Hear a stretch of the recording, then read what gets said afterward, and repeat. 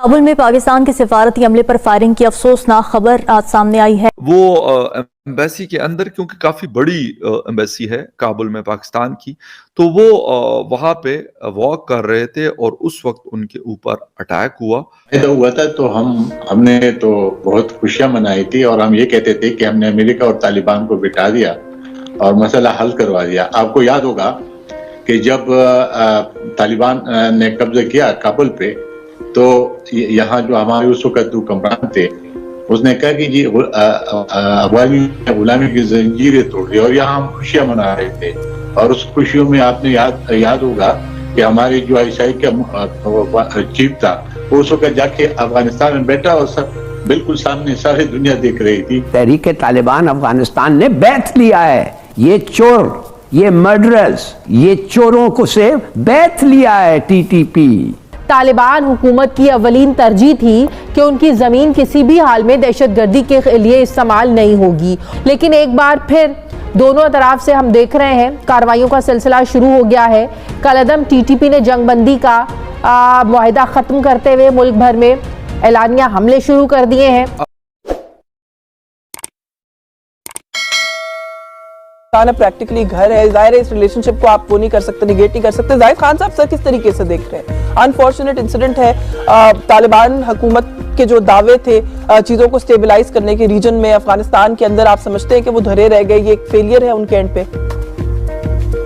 देखिए, जब दोहा माहिदा हुआ था तो हमने तो बहुत खुशियां मनाई थी और हम ये कहते थे कि हमने अमेरिका और तालिबान को बिठा दिया और मसला हल करवा दिया। आपको याद होगा कि जब तालिबान ने कब्जा किया काबुल पे, तो यहाँ जो हमारे उस वक्त हुक्मरान थे, उसने कहा कि जी अवामी गुलामी की जंजीरें तोड़ दी, और यहाँ हम खुशियां मना रहे थे। और उस खुशियों में आपने याद होगा कि हमारे जो आईएसआई का चीफ था, वो उस वक्त जाके अफगानिस्तान में बैठा और सब बिल्कुल सामने सारी दुनिया देख रही थी कि हम क्या कर रहे हैं। हमें वो एक 5 सुबह समझा हुआ था, लेकिन ये हमें ये अजीब सी अशरफ गनी की हुकूमत होती तो हम ये कहते थे कि चूंकि ये हमारा खिलाफ है, तो जो हमारा दुश्मन मुल्क है उसके एजेंसीज वहां से कार्रवाई करते हैं। अब मुझे और फिर ये भी कहा जाता था कि अशरफ गनी तो सिर्फ काबुल तक मौजूद है, बाकी तो वो 70% जो अफगानिस्तान है उस पर यही जो हमारे दोस्त है जो आज बैठे हुए इनके कब्जा है। उनके खिलाफ कर रहे हैं ना, हम इसलिए कर रहे हैं कि वो कुछ उधर कर रहे हैं जो हमारे कानून की खिलाफ वर्जी है ना। क्या वो सिर्फ वो चायखाने में बैठे होते हैं, हम आके उनको मार देते हैं? ये सब पागल लोग हैं, इनकी बातें क्या सुनना है। मैं आपको बता रहा हूं, ये तहरीक तालिबान अफगानिस्तान ने बैठ लिया है। ये चोर, ये मर्डरर्स, ये चोरों को से बैठ लिया है टीटीपी। लिया क्या बैठ है कि हम तुम्हारे साथ हैं, पनाह देते हैं, उनको आर्म्स देते हैं। ये एक अड्डा बन गया है टेररिस्ट का। अफगानिस्तान में क्या नहीं है? वो है आइसिस है उधर, दाइश है उधर, और ये हैं उधर। हमारे इन्होंने आर्मी पब्लिक स्कूल को अटैक किया कितने साल पहले और कितने लोगों को मारा, और कल इन्होंने girls school, army girls school पे अटैक किया, बच गए। ये लोग हैं, इनके साथ आप बात करना चाहते हैं? वो मुल्क है अफगानिस्तान जो डे 1 से आपको रिकॉग्नाइज नहीं किया है। वो कहते हैं अटक तक ये सब अफगानिस्तान है। अफगानिस्तान है क्या?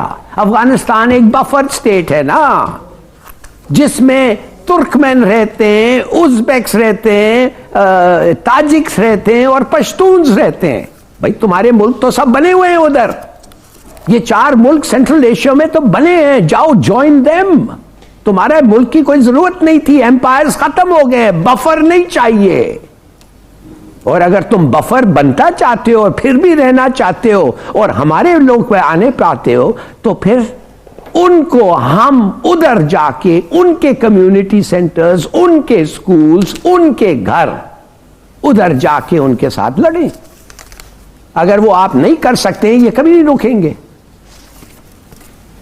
सीधी बात है, हम पूछ लें किसने शिकस्त खाई है? कहते हैं अमेरिकन शिकस्त खाई है इनसे।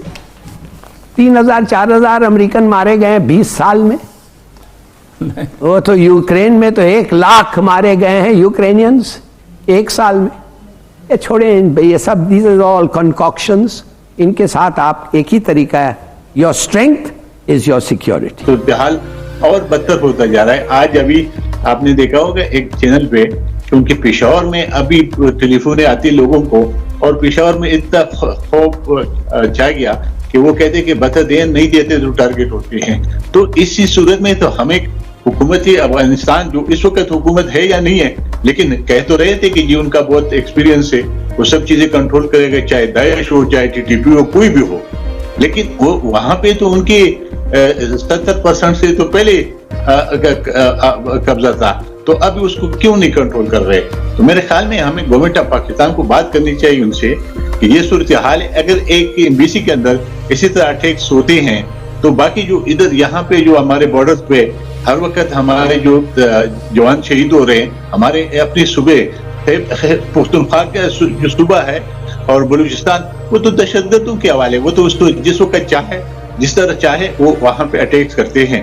लेकिन आज तक हमारी बदकिस्मती है कि वहां जो हुकूमत, सूबाई हुकूमत बैठी हुई है, उसका आईजी आते हैं तो कहते कि जी यहाँ पे कोई लाइन सिचुएशन नहीं है, यहाँ पे कोई दहशतगर्दी नहीं है। हाँ। लेकिन हम फिर फेडरल गवर्नमेंट क्या कर रहे हैं, फिर हम भी यहाँ खामोश बैठे होते हैं।